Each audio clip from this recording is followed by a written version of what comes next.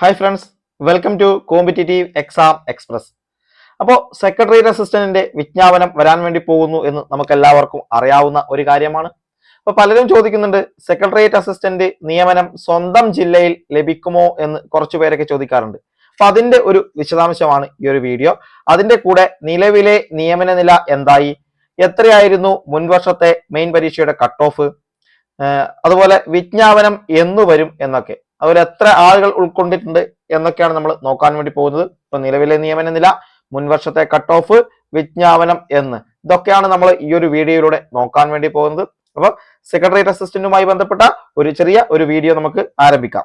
Okay, ഒന്നാമത്, സ്വന്തം ജില്ലയിൽ നിയമനം ലഭിക്കുമെന്ന് ചോദിച്ചാൽ സ്വന്തം ജില്ലയിൽ നിയമനം ലഭിക്കാനും സാധ്യത ഉണ്ട് എന്ന് മനസ്സിലാക്കുക.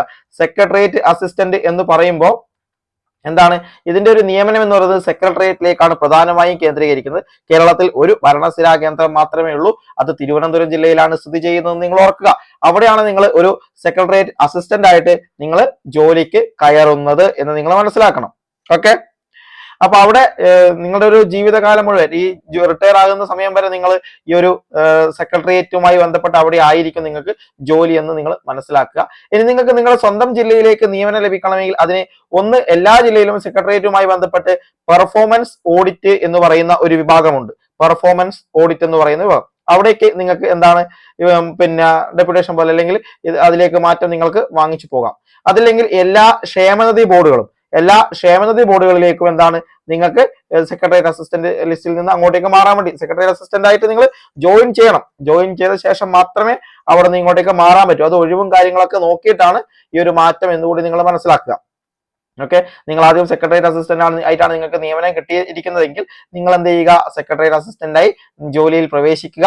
അവിടെ നിന്ന് അങ്ങോട്ട് എന്താണ് നിങ്ങൾ ഇങ്ങനെയുള്ള ഒഴിവുകൾ വരുന്നുണ്ടോ എന്ന് നോക്കി അങ്ങോട്ടേക്ക് മാറാനുള്ള പരിപാടികൾ ആരംഭിക്കുക. അല്ലാതെ നിങ്ങൾക്ക് ഡയറക്റ്റ് സ്വന്തം ജില്ലയിലേക്ക് നിയമനം ലഭിക്കില്ല. കാരണം ഇതൊരു സ്റ്റേറ്റ് വൈഡ് എക്സാം ആണ്. ആ സ്റ്റേറ്റ് വൈഡ് എക്സാം സെക്രട്ടേറിയറ്റിലേക്കാണ്. ഭരണസിരാ കേന്ദ്രം ഒന്നേ ഉള്ളൂ, അത് തിരുവനന്തപുരത്താണ്. അപ്പൊ അതുകൊണ്ട് അവിടെ മാത്രമേ നിയമനം ലഭിക്കൂ. പക്ഷെ നിങ്ങൾക്ക് പെർഫോമൻസ് ഓഡിറ്റും ക്ഷേമനിധി ബോർഡുകൾ പോലുള്ളവയിലേക്ക് എന്താണ് നിങ്ങൾക്ക് ഒരു മാറ്റം സ്വന്തം ജില്ലയിലേക്ക് പിന്നീട് ജോയിൻ ചെയ്ത ശേഷം നേടിയെടുക്കാൻ വേണ്ടി സാധിക്കുന്നതാണ് എന്ന് നിങ്ങൾ മനസ്സിലാക്കുക.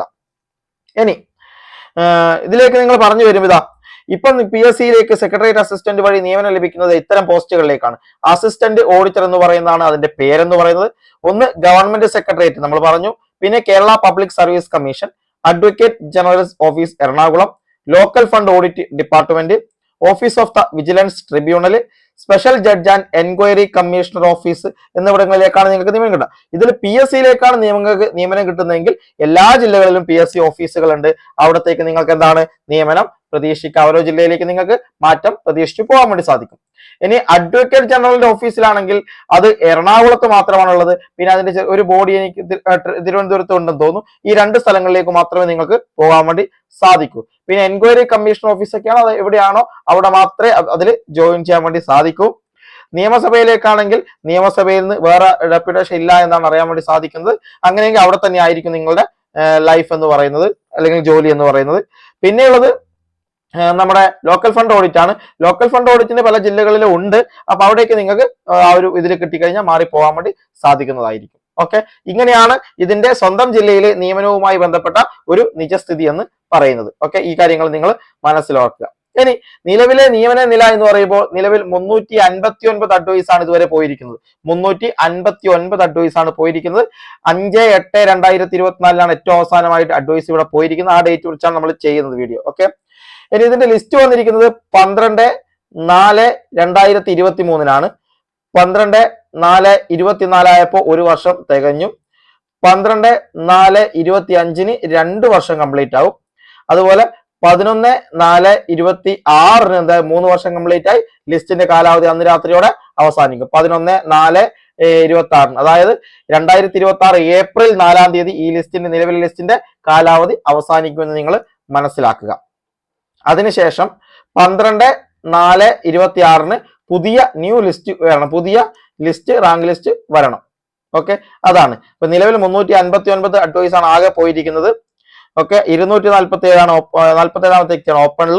EWS 277, ഈഴവ 252, SC സപ്ലൈയിൽ 18, ST സപ്ലൈയിൽ 7, മുസ്ലിം 379, LCA 688, OBC 243, OC അതുപോലെ Vishwakarma 418, SIUCN 566, SCCC 3 supply, Dheevara 444, H Nadar Hindu Nadar 610, DALB സപ്ലിയിൽ 3-ാമത്തെ ആള്, DHI സപ്ലിയിൽ 5-ാമത്തത്, DALDSP സപ്ലിയിൽ 4-ാമത്തത്, DMDMI 9-ാമത്തെ സപ്ലി, അതുപോലെ ബൈ ട്രാൻസ്ഫർ 11 എന്നിങ്ങനെയാണ് ഇപ്പൊ വന്നിരിക്കുന്നത്.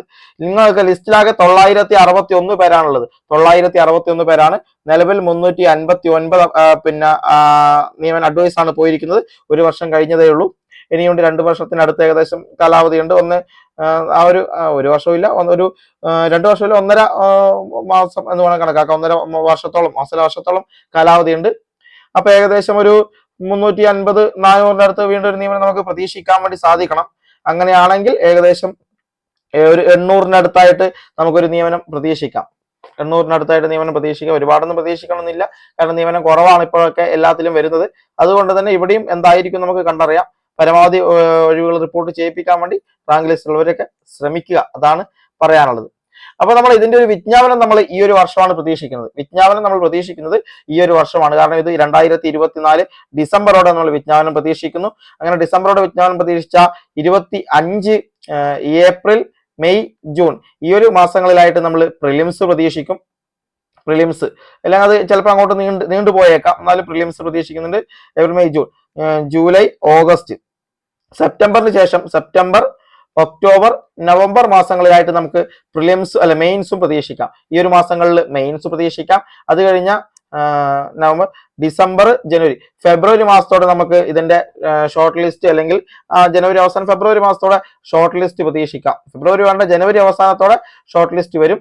ഷോർട്ട് ലിസ്റ്റ് വന്നു കഴിഞ്ഞാൽ ഫെബ്രുവരി, മാർച്ച്, ഏപ്രിൽ, ഒരു മാസം കൊണ്ട്, 2 മാസം കൊണ്ട് നമുക്ക് ഫെബ്രുവരി, മാർച്ചും റാങ്ക് ലിസ്റ്റ് ഈ ഒരു 14-12 തീയതി തന്നെ വരുമെന്ന രീതിയിൽ നമുക്ക് പ്രതീക്ഷിക്കാം. അത്രത്തോളം സമയമേ ഉള്ളൂ. 1 വർഷത്തെ പരീക്ഷയാണ്. പരീക്ഷ പെട്ടെന്ന് കഴിയും. കാരണം പ്രിലിംസ് മിക്കവാറും ഒരു 5-6 മാസങ്ങൾ കൊണ്ട് ഉണ്ടാവാൻ സാധ്യതയുണ്ട്. വിജ്ഞാപനം വന്നു കഴിഞ്ഞാൽ 4 മാസം, 5 മാസം. അതിനുശേഷം മെയിൻസും അതുപോലെ തന്നെ 4-5 മാസം കൊണ്ട്, 4 മാസം മാക്സിമം ആ മാസം കൊണ്ട് മെയിൻസും നടക്കും. അതിനുശേഷം ഷോർട്ട് ലിസ്റ്റും കാര്യങ്ങളൊക്കെ ഇട്ടിട്ടാണ് പോവുക.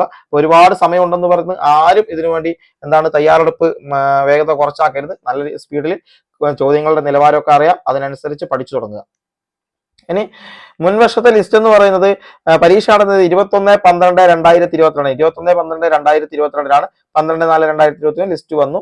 ഇതിന്റെ സാലറി എന്ന് പറയുന്നത് ഇതിൽ ഇംപ്രൂവ് ആയിട്ടുണ്ട്. നിങ്ങൾ മനസ്സിലാക്കുക. ഏകദേശം നമ്മുടെ കയ്യിൽ ഒരു 10-45 പ്ലസ് നമുക്ക് സാലറി കിട്ടും. 45 ഏറ്റവും കുറഞ്ഞത് നമ്മുടെ കയ്യിലേക്ക് ലഭിക്കുന്ന ഒരു ജോലി കൂടിയാണ് സെക്രട്ടേറിയറ്റ് അസിസ്റ്റന്റ് എന്ന് പറയുന്നത്. ഇതിന്റെ കഴിഞ്ഞ കട്ട് ഓഫ് എന്ന് പറയുന്നത് 43.67 ആയിരുന്നു. 43.67 ആയിരുന്നു കട്ട് ഓഫ് എന്ന് പറയുന്നത്. അപ്പൊ അതിനു മുകളിലാണ് സ്കോർ വരുന്നത്. നല്ല അത്യാവശ്യം സ്റ്റാൻഡേർഡ് ക്വസ്റ്റ്യൻസ് ആയിരുന്നു. എന്ത് വന്നാലും നമ്മളൊരു 50-നും 60-ന് മുകളിൽ തന്നെ സ്കോർ ഉയർത്താൻ വേണ്ടി നോക്കണം. കാരണം ഏകദേശം ആ ഒരു റേഞ്ചൊക്കെ മുകളിലൊക്കെ വന്നാലേ നമുക്ക് ജോലി സാധ്യത എന്ന് നമുക്ക് പറയാൻ വേണ്ടി സാധിക്കും. അപ്പൊ 60-ന് മുകളിലൊക്കെ നിങ്ങൾ പരമാവധി എന്ത് ചെയ്യുക, സ്കോർ ഉയർത്തുന്ന രീതിയിലേക്ക് നിങ്ങളെ പഠനം കൊണ്ടുപോവുക. SCRT-ക്കും NCRT-ക്കും ഭയങ്കര പ്രാധാന്യമുണ്ട്. ERT, NCRT-ക്കാണ് ഡിഗ്രി പരീക്ഷകളൊക്കെ കൂടുതൽ പ്രാധാന്യം. പിന്നെ മറ്റ് നമ്മുടെ ശ്രീധരമേനോൻ സാറിന്റെ ബുക്കുകൾ, മറ്റു കാര്യങ്ങളൊക്കെ പഠിച്ച് കുറച്ചുകൂടി ഡീപ്പ് ലെവലിലേക്ക് പോയാൽ മാത്രമേ നമുക്ക് ഈ ഒരു പരീക്ഷ നമുക്ക് ഈസി ആയിട്ട് ക്വാളിഫൈ ചെയ്തെടുക്കാൻ വേണ്ടി സാധിക്കൂ എന്ന വസ്തുത നിങ്ങൾ മനസ്സിലാക്കുക. ഓക്കെ, അപ്പൊ ഇങ്ങനെയൊക്കെയാണ് ഇതിന്റെ കട്ട് ഓഫും ഡീറ്റെയിൽസ് ഒക്കെ. 43.67 ആണ്. പ്രിലിംസ് പാസ്സായാൽ മാത്രമേ മെയിൻസ് എഴുതാൻ പറ്റൂ. മെയിൻസ് നല്ല അത്യാവശ്യം സ്റ്റാൻഡേർഡ് ചോദ്യങ്ങളായിരിക്കും. അതുകൊണ്ട് നല്ല തയ്യാറെടുപ്പ് നടത്തുക. 1 വർഷം എന്ന് പറയുന്നത് 1 വർഷം പോലും ഇല്ല, 6-7 മാസമാണ് പരീക്ഷയ്ക്ക് നമ്മുടെ മുന്നിലുള്ളത്. പ്രിലിംസ് പാസ്സായാൽ മാത്രമേ മെയിൻസിലേക്ക് കയറാൻ പറ്റൂ. മെയിൻസ് എന്ന് പറയുന്നത് നല്ല ടൈറ്റായ പരീക്ഷയായിരിക്കും. അതിൽ റാങ്ക് ലിസ്റ്റിൽ ഉടൻ നേടി ആദ്യത്തെ റാങ്ക് തന്നെ കിട്ടി ഒരു 100-നുള്ളിലൊക്കെ നമുക്ക് വന്നാൽ മാത്രമേ പെട്ടെന്ന് തന്നെ ജോലി നമുക്ക് പ്രതീക്ഷിക്കാൻ വേണ്ടി സാധിക്കുള്ളൂ. ഇപ്പൊ തന്നെ നിങ്ങൾക്ക് 1.5 വർഷം കൊണ്ടാണ് ഏകദേശം 359 എന്ന് പറയുന്ന ആ ഒരു ഇതിലേക്ക് എത്തിക്കുക. അതും PSC ഇവിടെ മാത്രമല്ല, ഇത്രയും ഡിപ്പാർട്ട്മെന്റുകളുണ്ട്. അതായത് സെക്രട്ടേറിയറ്റ് ഉണ്ട്, പബ്ലിക് സർവീസ് കമ്മീഷൻ ഉണ്ട്, അഡ്വക്കേറ്റ് ജനറൽ ഓഫീസ് ഉണ്ട്, ലോക്കൽ ഫണ്ട് ഉണ്ട്, vigilance tribunal, special judge and enquiry commissioner office എന്നിങ്ങനെയുണ്ട്. ഇപ്രാവശ്യം അതിൽ നമ്മുടെ നിയമസഭ വന്നിട്ടില്ല. സാധാരണ അത് വരാറുണ്ട്, അങ്ങനെ വന്നിട്ടില്ല. അങ്ങനെയുള്ള ഇത്രയും കാര്യങ്ങൾ, ഇത്രയും ഡിപ്പാർട്ട്മെന്റിലേക്കാണ് ഇത്രയും ഒഴിവുകളാകെ വന്നിരിക്കുന്നത് നിങ്ങൾ മനസ്സിലാക്കണം. അതുകൊണ്ട് തന്നെ ഒഴിവുകൾ കുറവായിരിക്കും. അതിനനുസരിച്ചുള്ള പഠനം തന്നെ നിങ്ങൾ ഉയർത്തേണ്ടിയിരിക്കുന്നു. ഓക്കെ, അപ്പൊ ഈ ഒരു കാര്യങ്ങളാണ് പറയാനുള്ളത്. പിന്നെ നമ്മുടെ കോമ്പറ്റേറ്റീവ് എക്സാം എക്സ്പ്രസ് എന്ന ടെലിഗ്രാം ചാനലിൽ നിങ്ങൾക്ക് ജോയിൻ ചെയ്യാവുന്നതാണ്. അതിൽ PDF, ഓഡിയോ ക്ലാസ്, ക്യൂസുകൾ, മറ്റു കാര്യങ്ങളൊക്കെ അതിൽ നമ്മൾ നൽകി വരുന്നതാണ്. ഓക്കെ, അപ്പൊ മറ്റൊരു നല്ല വീഡിയോയുമായി നമുക്ക് വീണ്ടും കാണാം. താങ്ക്